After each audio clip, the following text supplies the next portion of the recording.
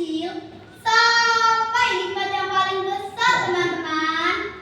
Nikmat yang paling kecil apa contohnya? Ya, udara yang kita hirup. Bayangkan jika tidak ada udara, bagaimana kita bisa hidup? Bernapas pun tidak bisa. Betul? Apa betul? Betul. Oksigen di rumah sakit saja kita bayar berapa triliun, kalau bernapas saja kita harus bayar. Tapi alhamdulillah kita menghirup udara di setiap detik, menit secara gratis istis. Maka nikmat mana lagi yang harus tahan dan berbanyak bersyukur. Bismillahirrahmanirrahim. La in sakatum la azidanakum. Jika kalian bersyukur, maka akan Allah tambahkan kalian nikmat. Sholawat beriringan salam kita sanjungkan kepada Nabi kita, baginda Muhammad Sallallahu alaihi wasallam, yang telah membawa kita dari zaman jahiliyah menuju zaman Islamiyah, dari zaman gaptek sampai zaman teknologi, dari zaman surat-suratan sampai ucapan. Betul? Apa betul? betul.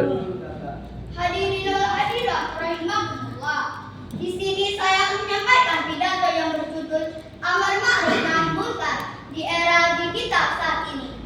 Sebagaimana yang kita ketahui, amar ma'ruf nahi munkar berarti mengajak kita untuk kebaikan dan mencegah kemungkaran. Allah Subhanahu wa taala berfirman dalam Quran surat Ali Imran ayat 104. Artinya, hendaklah di antara kamu segolongan orang yang menyeru kepada kebajikan, menyuruh berbuat yang ma'ruf dan menghindari kemungkaran. Itulah orang-orang yang beruntung.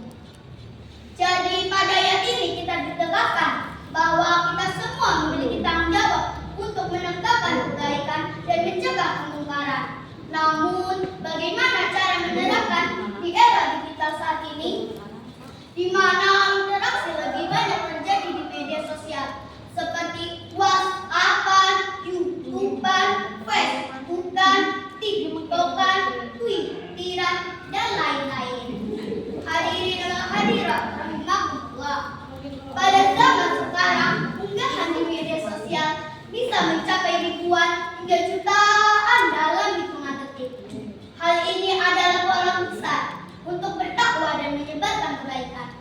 Rasulullah SAW bersabda, "Balighu ani walau ayat." Sampaikanlah dariku walaupun satu ayat. Hadis riwayat Bukhari.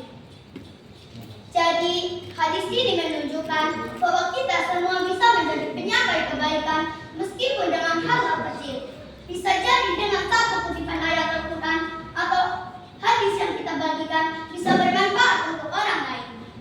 Kita sebagai pelajar bisa membagikan akses dari beberapa sumber pembelajaran seperti pembelajaran interaktif, teknik edukatif, sehingga berpikir kritis, kreatif dan inovatif dalam memanfaatkan teknologi secara positif untuk memilah dan memilih informasi interaksi online secara aman dan bertanggung jawab.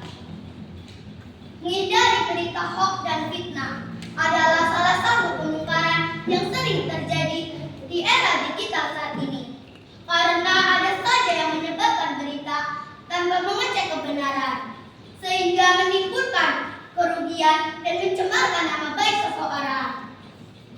Kita harus membiasakan diri kita untuk melihat konten-konten yang bermanfaat. Jangan sampai waktu kita habis untuk hal-hal yang tidak faedah. Ingat, waktu adalah salah satu nikmat yang sangat berharga, dan kita diminta pertanggungjawaban atas apa yang kita lakukan. Hadirin wal hadirat rahimahumullah. Jadi pada yang saya sampaikan tadi, kita ambil kesimpulannya. 1. Gunakan media sosial untuk menyebarkan kebaikan. Jangan cuma jadi penonton, tapi jadilah penyebar yang bermanfaat. 2. Jaga lisan dan diri kita dari perkataan menyakitkan. Jangan sampai waktu kita habis untuk hal-hal yang tidak faedah. 3. Hindari berita hoax dan fitnah. Selalu mengecek kebenaran sebelum membagikan informasi. 4. Jadilah pelajar yang bijak. Pilihlah tontonan yang menjadi tuntunan. Sebelum saya tutup, ada sebuah pantun bilang cakep ya. Siap. Godok banyak karo kayu pakan. Cakep. Ojo lali nyanyi wedang kopi. Cakep. Lakoni aman ma'ruf adohi nahi munkar. Cakep. Para pelajar dan para santri. Cakep. Cukup sekian dari saya. Kurang dan lebihnya mohon maaf. Semoga bermanfaat. Wassalamualaikum warahmatullahi wabarakatuh. Waalaikumsalam warahmatullahi wabarakatuh.